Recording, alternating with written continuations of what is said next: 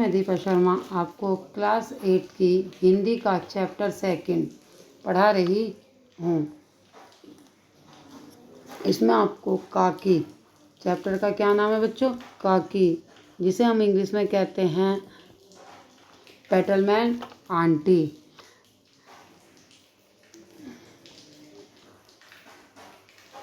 उस दिन बड़े सवेरे शामू की नींद खुली तो उसने देखा कि घर में कोहराम मचा हुआ है। उसकी माँ नीचे से ऊपर एक कपड़ा ओढ़े हुए कंबल पर भूमि शयन कर रही है और घर में सब लोग उसे घेरकर बड़े करुण स्वर में विलाप कर रहे हैं। लोग जब उसकी माँ को शमशान एक विलाप शब्द आए इससे पहले विलाप माने होता है एक तरह से रोना। लोग जब उसकी माँ को शमशान ले जाने के लिए उठने लगे तब शामू ने बड़ा उपद्रव मचाया। लोगों के हाथ से छूटकर वह अपनी माँ के ऊपर जा गिरा। बोला, काकी सो रही हैं, इसे इस तरह उठाकर कहाँ ले जा रहे हो? मैं इसे न ले जाने दूंगा। बच्चों, जब उस बच्चे की माँ मर गई थी और लोग बाग उसे उठाकर शमशान की ओर ले जा रहे थे तो वह बड़े करुण स्वर में रो रहा था। उसकी माँ का क्या नाम था बच्चों? काकी।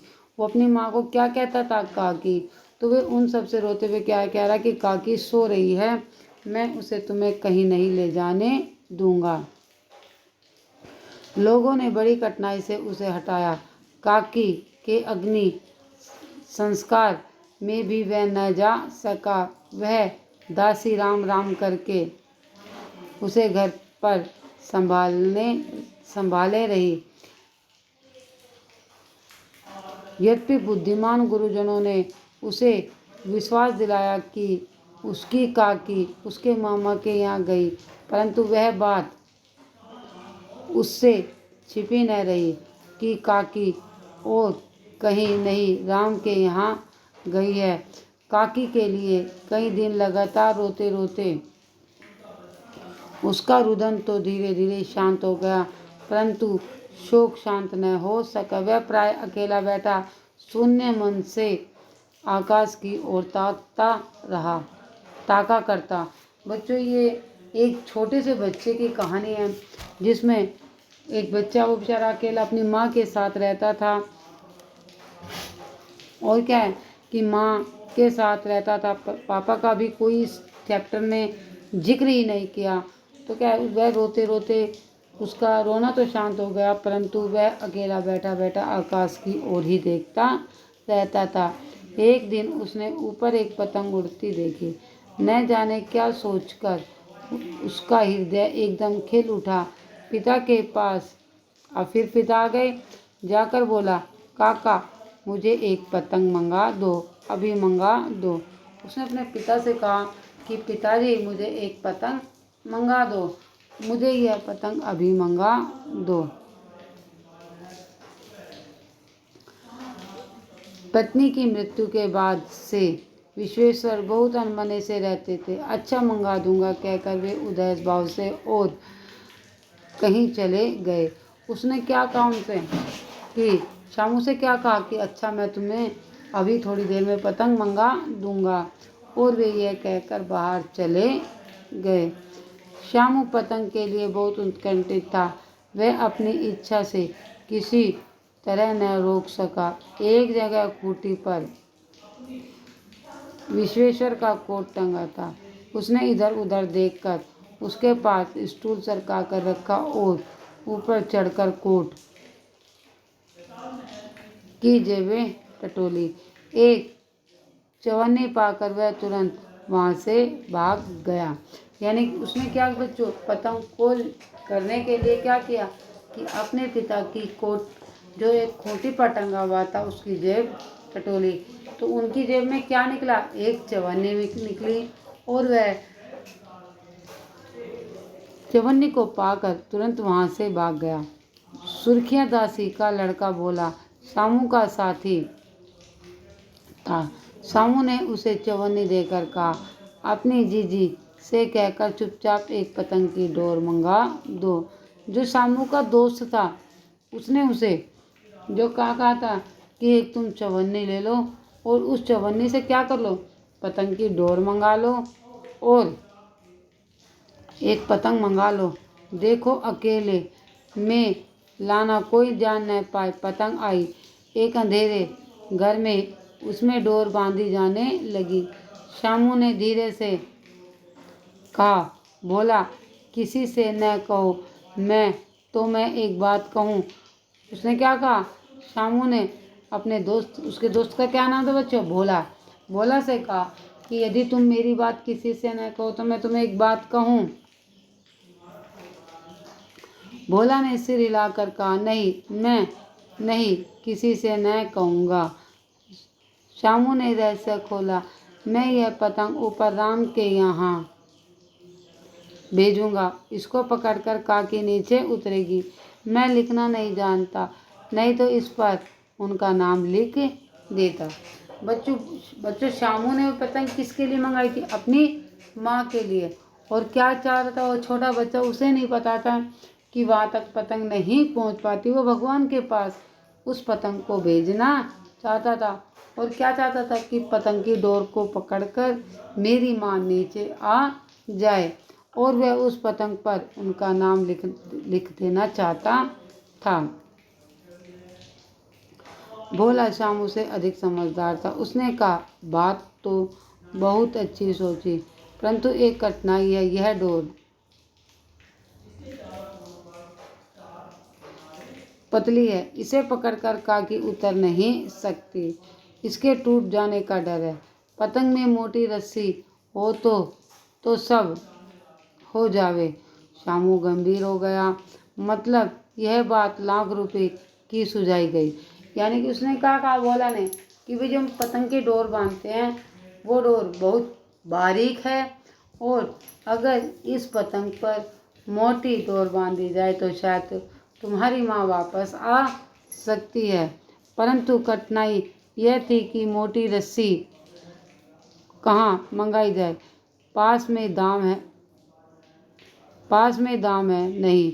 और घर में जो आदमी उसकी काकी की बिना दया माया के जला आए, उसे इस काम के लिए कुछ देंगे नहीं। यानी कि क्या वो सोच रहा है कि मेरे पास तो पैसे नहीं हैं और मेरे घर वाले जो बिना दया के मेरी माँ को जला आए हैं वे मुझे कोई पैसा नहीं देंगे। उस दिन शामू को चिंता के मारे बड़ी रात तक नींद नहीं आई। पहले की ही तरकीब से उससे दूसरे दिन फिर अपने पिता के कोट से 1 रुपया निकाला। पहले दिन बच्चों उसने क्या चोरी की थी, चवन्नी की। दूसरे दिन क्या किया, 1 रुपये निकाला, ले जाकर भोला को दिया।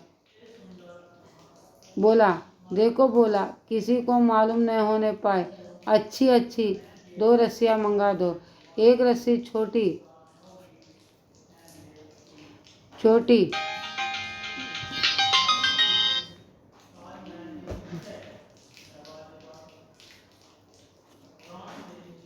छोटी जवाहर भैया से मैं एक कागज पर काकी लिखवा दूंगा। क्या कि एक रस्सी अगर छोटी पड़ जाएगी तो मैं दूसरी रस्सी जोड़ दूंगा और अपनी पतंग के कागज पर काकी लिखवा लूंगा।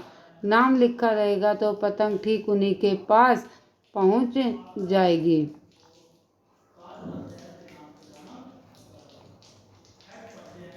दो घंटे बाद प्रफुल्ल मन से शामू और भोला अंधेरी कोठरी में बैठे हुए पतंग में रस्सी बांध रहे थे। अकस्मात रूप धारण किए हुए विश्वेश्वर शुभ कार्य में विघ्न की तरह वहां जा पहुंचे। भोला और शामू को धमकाकर बोले, तुमने हमारे कोट से रुपया निकाला है क्या है? कि कुछ देर बाद उनके पापा, यानी कि किसके पापा, शामू के पापा, वहाँ विश्वेश्वर जी वहाँ आ पहुँचे और उन्होंने शामू को धमका और कहा कि तुमने हमारे कोट से क्या पैसे निकाले हैं, चोरी की है। तो भोला एक ही डांट में मुखबिर हो गया, यानी कि एक ही डांट में भोला ने सब कुछ बता दिया। बोला, श्यामू भैया ने रस्सी और पतंग मंगाने के लिए निकाला था। विश्वेश्वर ने श्यामू को 2 तमंचे जड़कर कहा। क्या कि विश्वेश्वर ने जब उस पता चला कि उसने चोरी की है तो उसने उसे 2 चांटे लगा दिए। चोरी सीख कर जेल जाएगा। अच्छा, तुझे आज अच्छी तरह बताता हूँ। कहकर कई तमाचे जड़े और कान मलने के बाद पतंग फाड़ डाली। क्या है कि उसने उनकी बहुत सारी पिटाई की और उस पतंग को भी फाड़ डाला, जो क्या है कि उसने अपनी माँ को मंगाने के लिए मंगाई थी। अब रस्सियों की ओर देखकर पूछा, किसने मंगाई?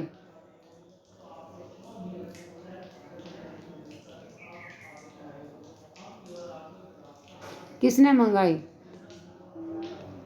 भोला ने कहा, उन्होंने मंगाई थी। कहते हैं इसे पतंग तानकर काकी को राम के यहाँ से नीचे उतारेंगे।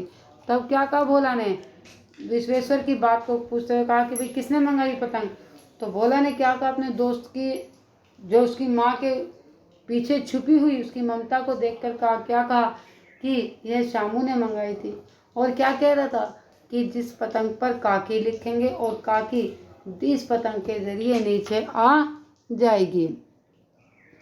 विश्वेश्वर हतबुद्धि होकर वहीं खड़े रह गए। यानी कि विश्वेश्वर को अपने किए का बहुत अधिक पछतावा हुआ और वह वहीं खड़े रह गए। उन्होंने फटी हुई पतंग को उठाकर देखी।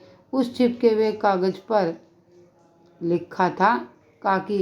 यानी कि पतंग के ऊपर एक कागज चिपका हुआ था और उस पर क्या नाम लिखा हुआ था बच्चों? काकी।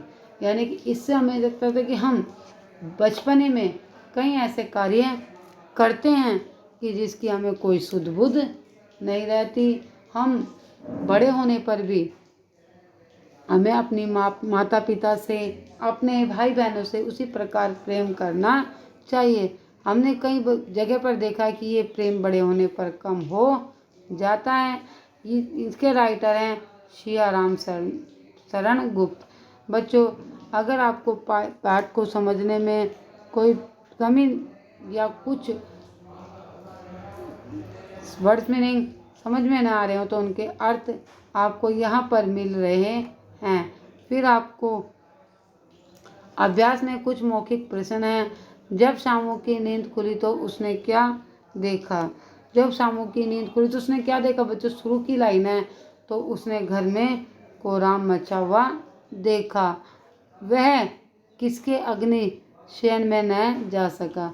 वह अपनी माँ अर्थात जिसे वह काकी कहता था उसके शयन कक्ष में उसके अग्नि संस्कार में न जा सका। विश्वेश्वर किसकी मृत्यु के बाद अनमने से रहते थे? अपनी पत्नी की। फिर कुछ विकल्प दिए हुए हैं। श्यामू पतंग के लिए बहुत उत्कंठित था। भोला श्यामू से अधिक क्या था? समझदार था, शरारती था या पागल था? बच्चों यहाँ पर समझदार दिया हुआ है। भोला एक ही डांट में क्या हो गया? मुखबिर। मुखबिर का मतलब होता है कि सब कुछ बोल देने वाला। इसके बाद आपको प्रश्न दिए हुए हैं, ये आपको कॉपी में भी कराए हुए हैं, लेकिन फिर भी हम इसका एक PDF आपको ज़रूर भेजेंगे। फिर खालिस्तान है। क्या है कि लोगों के हाथ से छूटकर वह माँ के ऊपर जा गिरा। लोगों ने बड़ी कठिनाई से उसे हटाया। पत्नी की मृत्यु के बाद वे विश्वेश्वर बहुत अनमने से रहते थे। माँ ने मोटी रस्सी हो तो सब ठीक हो जाए। इस प्रकार ये मिलान है और ये वाक्यांश के लिए एक शब्द है। ये मुहावरों का प्रयोग है और इनका सबका आपको PDF भेज दिया जाएगा।